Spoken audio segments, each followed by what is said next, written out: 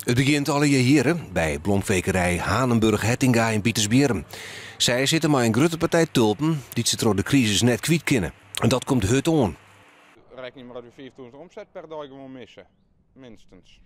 Dus dat ben wel klappen wat eruit gaat. En dus dat is wel crisis voor ons. Dus nu ben we bezig om onze eigen afzet maar wat te creëren. En hebben we wat op Facebook zetten van je kan 5 bosken tulpen, dat is in je pak 50 tulpen voor €4 heli.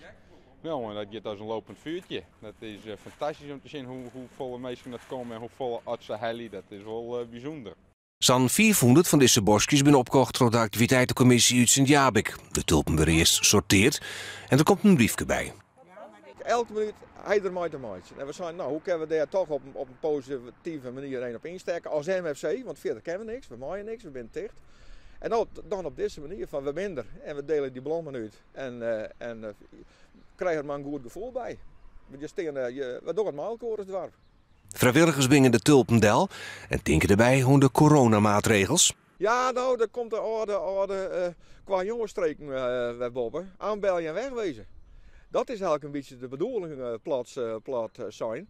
Het is de vrouw je door mofjes on. Ik bedoel veilig in de bus zitten natuurlijk, maar de bloemen maar in.